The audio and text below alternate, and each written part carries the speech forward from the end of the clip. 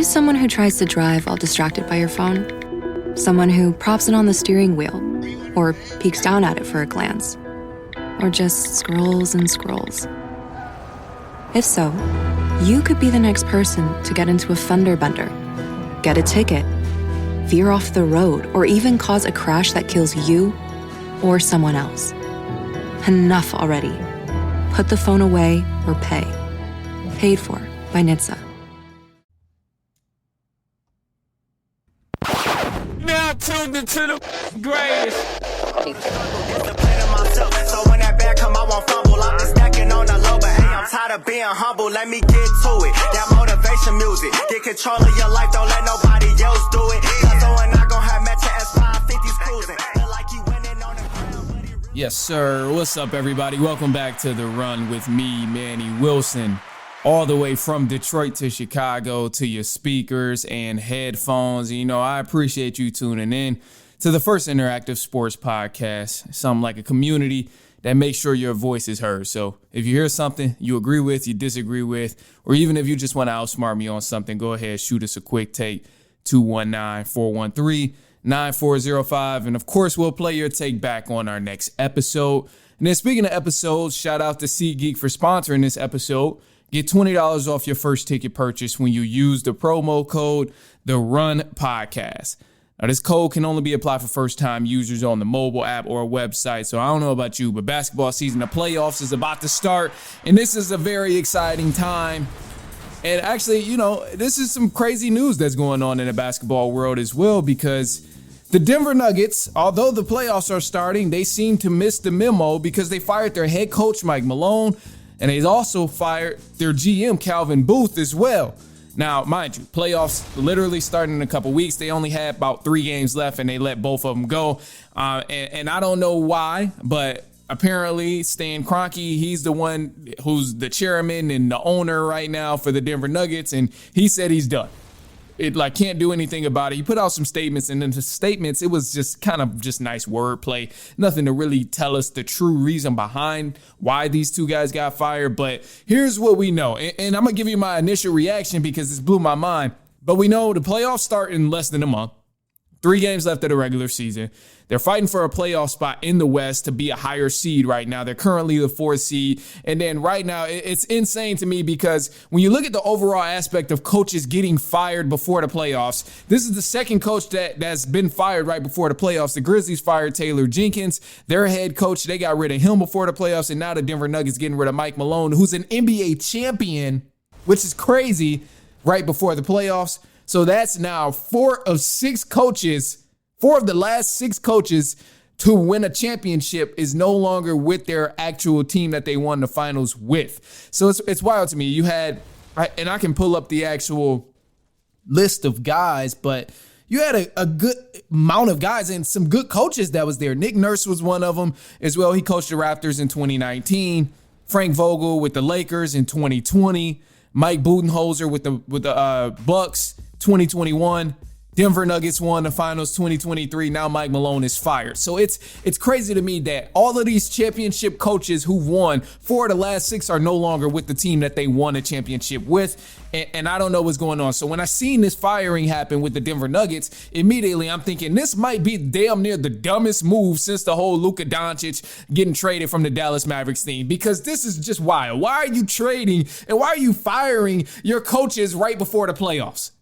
Literally a coach that won you an NBA finals, that's gotten you to the finals on multiple occasions, or occasions, or I should say playoff runs. He's gotten you on multiple playoffs runs on multiple occasions. He continuously he leads his team and stands up for his guys. So, you know, I'm just shocked here that this was an actual thing, because I look at it from a perspective of you fired your coach. Okay, you throw all of these reasons there, but at the end of the day, who cares? Who cares that Mike Malone didn't necessarily get along with the GM? Who cares that ownership may not have liked him? Who cares that the locker room might have been a little destroyed compared to what it was in the past? All that really matters is going to the playoffs and focusing on winning. You should do that. You should give your team, and you should have enough respect for your guys to give them the respect to go to the playoffs and get a fair shot at winning.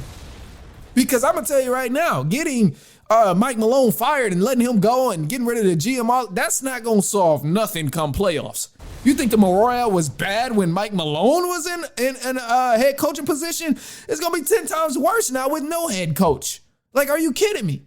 So, yeah, the locker room, it could have been awful. We don't know because we wasn't there. So, I mean, I genuinely don't know how bad it was in the locker room. People say he lost the players, and obviously it was some rumors of the front office and Mike Malone not getting along. We really don't know the full context because at the end of the day, nobody has said what it truly was. But I can't stand behind ruining a season like this when you're already at the 4th seed in a Western Conference, a tough Western Conference at that. You at least got to give your guys a chance to play out and maybe experiment a little, because despite all the problems that was going on, losing the locker room, tension in the front office, if Mike Malone and the Denver Nuggets were to go win the finals, it would cure everything. Winning cures all in any team sport. So I'm going to just leave it at that. And it's weird to me that they made this move. I don't know why. And now I lose faith for the Denver Nuggets come playoffs. Now they got to go possibly match up against the Clippers, and I lose faith. So before I jump into the whole Clippers series, apparently there was some rumors about why Mike Malone and GM Calvin Booth was fired. So according to Bleacher Report, they did put out a couple articles talking about tension between the GM and Mike Malone. So this could have been the dynamic that ultimately led to the owner, Kroenke, saying, I'm done. We don't do that. It's bad morale, toxic energy. Both of you guys are fired. That possibly could have been the case. We don't know because nobody confirmed it yet. But also one thing I do know is Kroenke owns Arsenal Football Club. They're good right now. One of his teams is doing good. They probably going to beat my Real Madrid boys, but they're good right now. So he's probably seeing success from his football club in England. And those boys are balling out, doing their thing. So now you go back and look at your Denver Nuggets. The front office and the coaching is got a lot of bad tension. Yeah, he probably was done with it. But I mean, it's weird to me that you would do that at this time. And so according to Bleacher Report, they did mention a couple other different things. They might have mentioned that Booth was fired, the GM, because of the job he's been doing putting together a team. So obviously he put together the championship team in 2023, which was extremely helpful. They won a championship. You love to see that anytime. But after that, once they lost Bruce Brown, once they lost Caldwell Pope, they tried to bring in different pieces that just did not work, and it ultimately led them to Russell Westbrook. There was rumors that Russell Westbrook was the reason because the GM wanted to trade him and Mike Malone wanted to keep him. So there was some tension there, but also that same article from Bleacher Report, and also too, it was another thing, another source came from a Denver Sports as well. They both reported that there was a lot of tension between GM Calvin Booth and Mike Malone. There was apparently arguments that was happening all throughout everywhere in the front office and all throughout, the facility. And then apparently it was happening in front of teammates, in front of other employees with the club. So it was just a lot of different things going on. So it could have been a situation where it just got to a point where it's like, all right, look, these two both need to just be gone. They're both unhinged. And who knows? We still don't know. But this is what the articles is telling me. This is why I'm even mentioning it and just giving you some sort of food for thought about the whole Denver Nuggets situation here. Another possibility of the whole firing here was for Mike Malone. Maybe it was suggested that he wanted to keep guys and, the GM did not want to. So we know how his style is. He's very in your face. He's very much going to speak his mind at any time. And we've seen him stick up for his players. We've seen him criticize referees and all of that. So that could have been an issue that led to, Mike Malone being fired. It's just, at the end of the day, regardless of what the issue is, I will never understand why this happened 3 games before the playoffs. I just won't. Especially when you possibly about to line up against the Clippers. And the Clippers and the Nuggets is going to be a good matchup. And initially, I would have probably picked the Clippers to lose this series if they had to match up against the Denver Nuggets. But Denver Nuggets, whether it was team morale that was bad with Mike Malone, when he's gone, it's going to be awful. So now I'm definitely going with the Clippers if they match up against the Denver Nuggets in the first round. Pretty much anybody that the Denver Nuggets match up against in the first round, I think I'm going to go the opposing team, especially considering they're in the Western Conference where a lot of elite teams are playing some solid basketball right now. Nuggets are 4th seed, so even if they did drop to the 5th seed, they would still have to battle against the Clippers. If they drop to the 6th seed, they would have to go against probably, I think it's the Lakers. And, you know, with the Lakers right now, with Luka Doncic and LeBron, if they had to match up against the Denver Nuggets, I would definitely just put all of my money on the Lakers to win this series. I'm not doing it, man. I'm not doing it. It's a weird move to me, and that's just what I keep thinking about of. The Nuggets thought it was bad before with Mike Malone, but you fired him right before the playoffs. That shows me you don't want to win. I know he's, Arsenal owner, Arsenal Football Club, and they're on pace to win. So maybe that's what he truly cares about, the owner, Kroenke. Maybe that's truly what he cares about, because Arsenal them boys is fully loaded this year. They fully loaded. You won't hear.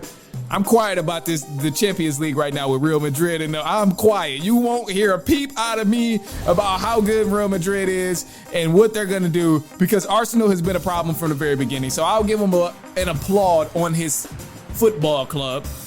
But NBA team, this is a ridiculous move here. Equivalent, maybe 2 steps down, 3 steps down from the Luka Doncic Anthony Davis trade. Insane. Anyway, look, man, I got a quick side note and then some news coming up, so don't go anywhere. Stay tuned. We got some news and a side note happening in just a sec, but we'll be right back. It's halftime. It's halftime.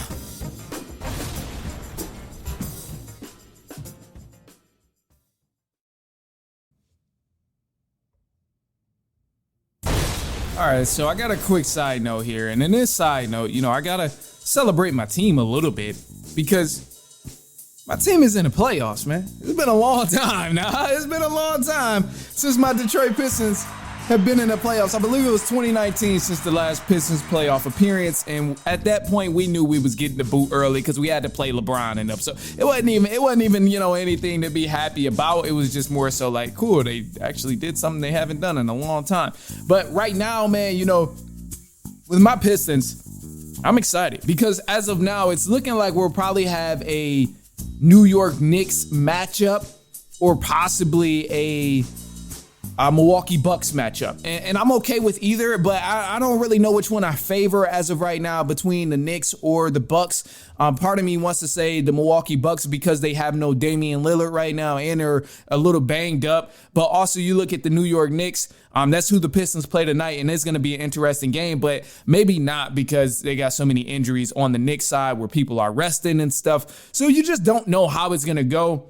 One of the things that do concern me about the Knicks, if the Pistons were to match up against this team, and I think it's most likely going to happen, but you still don't know. They got 3 games left. Anyway, with the Knicks, I would see the struggle being guarding Karl Anthony Towns. That would be the biggest struggle with me. Yes, the Pistons play great defense, but I don't know if Cade Cunningham will be able to fall down to the 4 and guard Karl Anthony Towns, especially if Mitchell Robinson is going to be playing. Because then I've seen them do this at different times, put Cade down and guard the big man on the team or the stretch big, whatever. Because in reality, Cade is like 6'7", so he could do it. But it would be tough, man. I just don't know how it would work in that dynamic. I think this game tonight may tell us a lot in terms of the strategy that the Pistons do in terms of guarding him. Obviously, Jalen Brunson is good, but I'm not too worried about Jalen Brunson because the perimeter defenders is solid there. If we stick Asar Thompson on Jalen Brunson, we might be all right. I think we'll be all right. So it's more offensive pieces to worry about when you're talking about the New York Knicks having to play the Pistons in the first round. That's my concern. If the Pistons play the Knicks, I'm thinking, okay, how are we going to defend this talented offensive team? And how are we going to make sure we can continue to outscore them as well? Because out rebound them, stuff like that. Because Josh Hart is there. Obviously, OG is another player who's really good on the boards and can score as well. So that would be my main concern with them. But with the Milwaukee Bucks, I thought at first, I'm like, I don't want to run into the Bucks. But we haven't played the Bucks this season. They're the last 2 games for Detroit and a potential playoff matchup if the Pistons win out. And I think this could be helpful for the Pistons if we see the Bucks, because it's no Damian Lillard. Obviously, Giannis is just crazy to have to stop and crazy to have to guard. But I'd rather try and just focus on Giannis and guarding Giannis Antetokounmpo rather than two other offensive weapons that can explode at any time, like Karl-Anthony Towns and Jalen Brunson. With the Bucks, it's just Giannis Antetokounmpo. You don't have to worry about Dame anymore. You don't have to worry about Chris Middleton anymore because he's gone and he wasn't really playing the best anyway. But still, it's less offensive pieces you have to worry about with the Milwaukee Bucks. It's just Giannis and Brook Lopez, honestly, because he can shoot the ball. So you really got to worry about him. Kuzma hasn't been doing much where it's too much to have a focus on. But, you know, I think above all, the chances for the Milwaukee Bucks may be the best matchup for the Pistons if they want to advance on, because the main focus there would just be Giannis. And obviously, they would probably play drive and kick ball, where, you know, Giannis is driving and it's a lot of kicking as well. So maybe that is the case. But, I mean, that's easier to stop to me rather than having to guard Karl-Anthony Towns in a pick and roll with Jalen Brunson and also perimeter shooters. So I think the Knicks are more offensive talented than the Milwaukee Bucks. And that would be the biggest difference maker in terms of the Bucks or the Pistons. So we'll see. All right, and we got some news for the run here for you. Before we cut into the news, just want to let you know, give us a quick take or, you know, let us know what you're thinking. 219-413-9405. And, of course, we'll play your take back on our next episode. But let's start off with let's do the March Madness game, because I thought it was pretty crazy. But anyway, just so you know, Florida, they did defeat Houston, and it was a crazy, crazy game. Came down to a final possession, and Florida ended up buckling up on defense, and they locked up, won that game 65-63. So they're the national champions for college basketball. UConn women's team is the national champions for the women's college basketball side of it. They played South Carolina and kind of put a hurting on them. So it was both were solid games this past weekend, but I probably should have covered that in the episode earlier this week, but it is what it is. Anyway, the NBA, let's go to the NBA. We got some news here. So starting off in NBA, Dwight Howard, he will be inducted into the Naismith Hall of Fame. Definitely well deserved. He'll probably have his jersey retired over with the Orlando Magic. But above all, I mean, Dwight has definitely had a solid career so far in the NBA and well deserved to be a Hall of Famer. Now, Carmelo Anthony will also be inducted into the Naismith Hall of Fame. Melo, he was mentioning some things about his retirement, and he said he would love to see both jerseys retire, one in Denver and one with the New York Knicks. So I think it would be cool, and why not make it happen?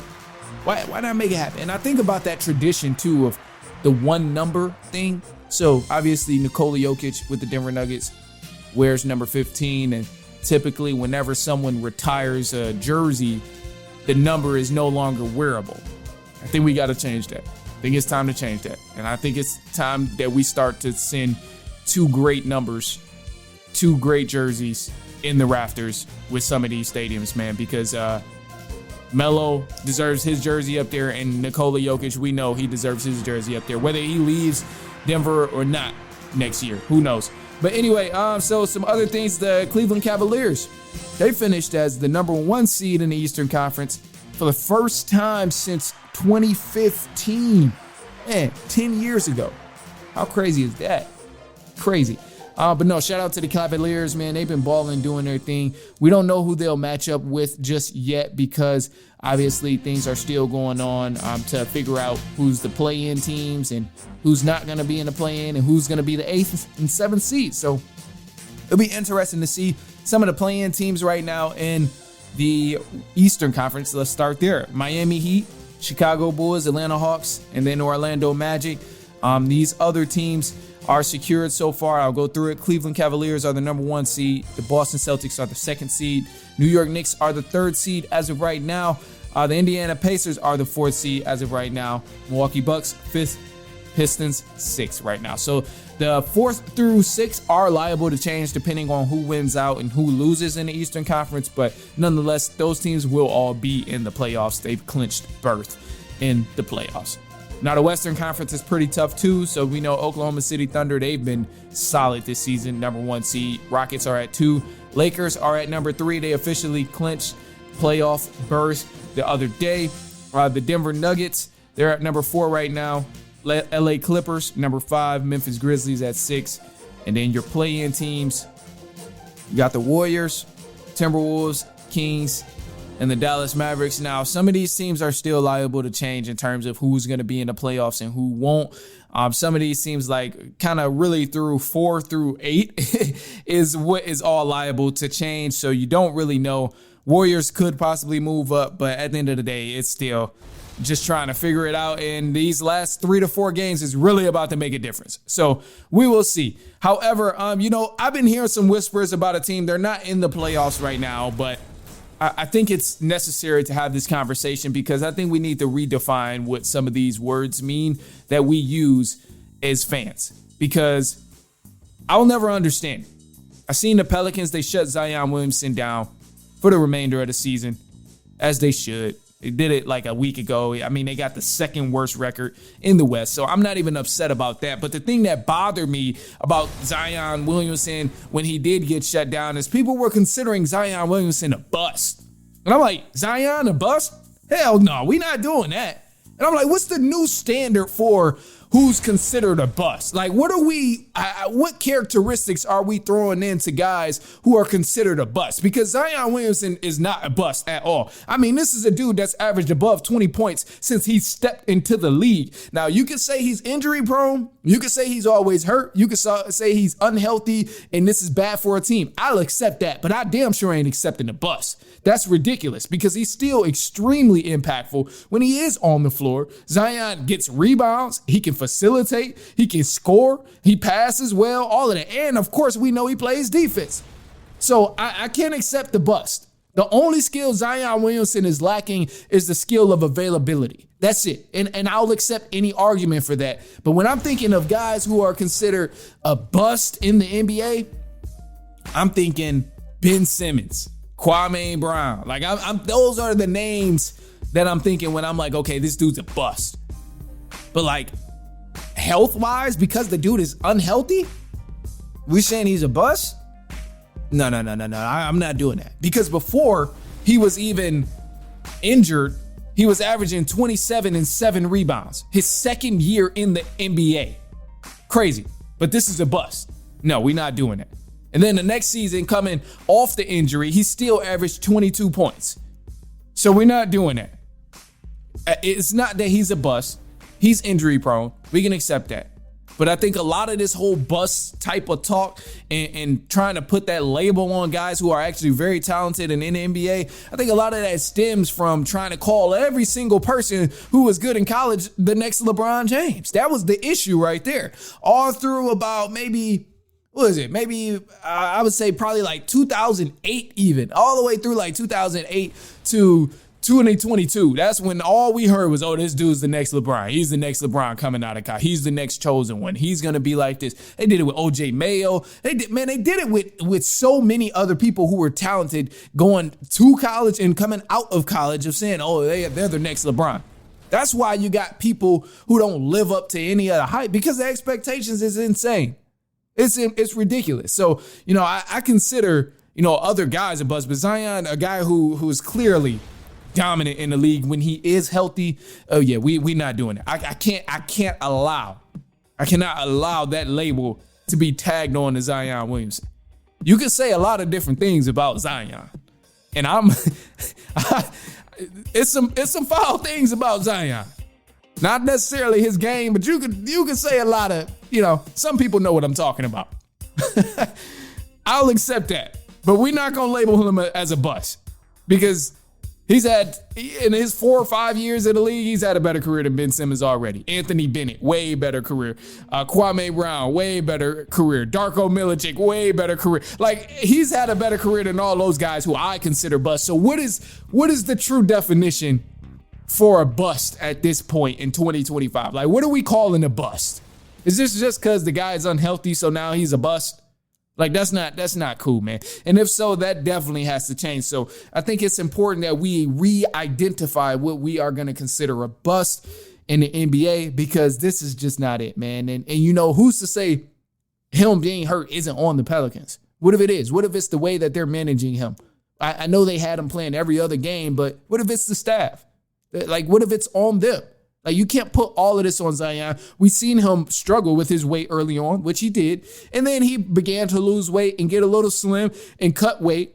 But above all, like, he still continued to get hurt. So we really don't know what the bottom line is here of, what's going on with the Pelicans and Zion Williamson. But I can tell you right now, he ain't a bust. Hell no.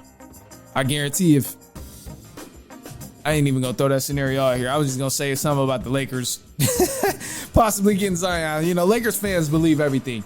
Next thing you know, Lakers fans will start believing the rumor that Zion Williamson is going to the Lakers next offseason. They're gonna believe it. And maybe I should start it. I might even clip that up. Zion Williamson going to the Lakers next season. It's been said. I mean, he's got a lot of friends in LA. We know his special friend is out in LA. The one special friend out in LA. So Zion going to the Lakers. Nah, let me stop. I don't think I can even find it in myself to troll like that on the internet. I don't think I can really find myself to troll like that. I would love to, but I don't know. We'll see. Anyway, look, man, I'm going to leave y'all with a positive note here.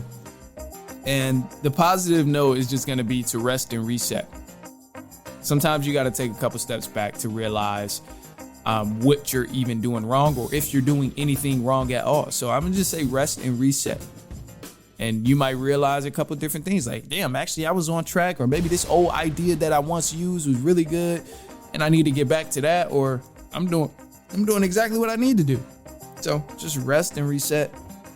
And yeah, man, that's all I got. But it's going to be Friday. It's the weekend. So y'all better enjoy, man. Have a great weekend. Have a great time. I'm about to go watch my Pistons smack up the Knicks.